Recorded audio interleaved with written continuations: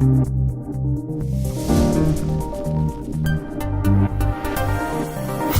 dernière idée reçue vous est un peu plus destinée.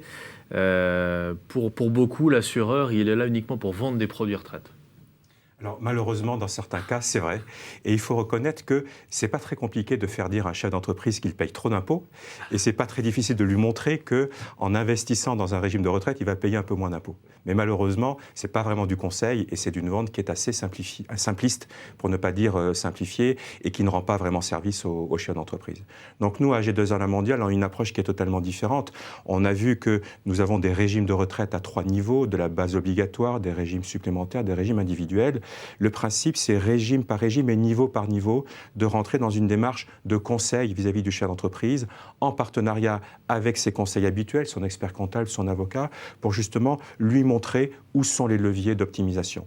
On l'a vu, il y a déjà beaucoup de leviers d'optimisation sur les régimes obligatoires.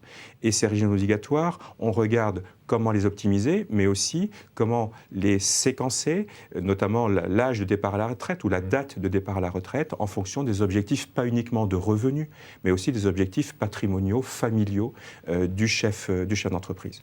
Le deuxième niveau, c'est de le conseiller par rapport effectivement aux mécanismes d'incitation qui existent pour les régimes supplémentaires, qui peuvent lui bénéficier à lui en fonction de son statut, mais aussi à ses salariés. C'est aussi un enjeu de fidélisation des salariés de l'entreprise.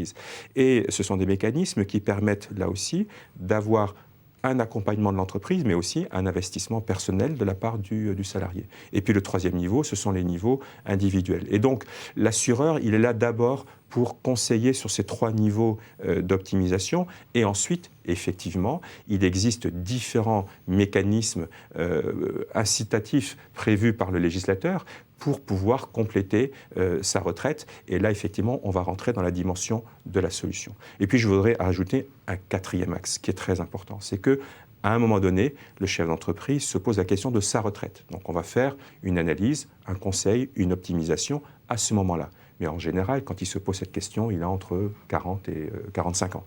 Mais il a encore souvent au moins 20 ans de carrière. Et il se passera énormément de choses pendant ces 20 ans, des mouvements sur les marchés financiers, des changements patrimoniaux, des changements familiaux. Et donc, il est encore plus important de suivre le chef d'entreprise année après année, tout au long de ces événements, pour pouvoir l'accompagner, lui montrer les impacts que cela aura sur sa retraite, l'aider à reformuler sa stratégie de préparation de la retraite et ensuite adapter les solutions qui ont été mises en place. C'est d'autant plus important que le législateur a prévu que les solutions qui sont mises en place doivent être transférables. Je ne suis pas salarié toute ma vie, je ne suis pas artisan ou TNS toute ma vie.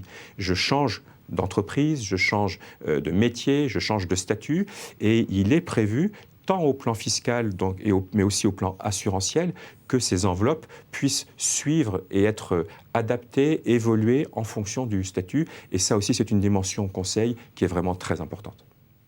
Alors Charles-René Tandé, l'assureur conseil et l'expert comptable alors? Également conseil. Également conseil. Et j'élargirais le propos, c'est que il y a toute une dimension à prendre en compte. Oui, il y a la retraite.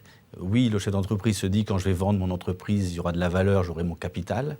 Mais ça, à 20 ans, si on prend une hypothèse à 20 ans, qu'est-ce que vaut mon entreprise? On voit qu'il y a quand même une dépatrimonialisation d'un certain nombre d'entreprises aujourd'hui. Alors on voit aussi les startups qui flambent en valeur, mais il y a aussi beaucoup dans les activités traditionnelles qui ont perdu en valeur. Parce que, voire qu'ils ne se vendent pas. Si on prend le secteur par exemple, de la santé, on voit aujourd'hui une clientèle de médecins, une clientèle, ça a quand même nettement moins de valeur qu'à une époque. Et donc, il faut aussi prendre en compte les enfants, les études, et puis il y a aussi les héritages. Mais on voit qu'à compte tenu de l'espérance de vie, les héritages n'arrivent pas non plus au même moment. Donc en fait, il y a tout à prendre en compte. Et le principe de base, c'est qu'on dit on répartit le risque.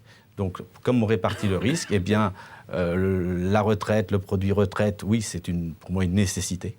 C'est complètement une nécessité, sachant que ça viendra en complément aussi d'autres éléments qui auront été constitués. Je vous parlais tout à l'heure d'immobilier, mais c'est la valeur de l'entreprise. C'est tout un ensemble, et je crois que finalement, le meilleur conseil qu'on peut donner au client, c'est d'avoir son équipe de conseil, parce qu'il y a l'assureur, il y a le notaire au niveau des donations, il y a l'avocat dans certains cas, et puis bien évidemment l'expert comptable qui est assez pluridisciplinaire. Je prêche pour notre paroisse, bien évidemment, et je crois que le dirigeant, il a souvent le réflexe d'aller voir son expert comptable pour avoir conseil.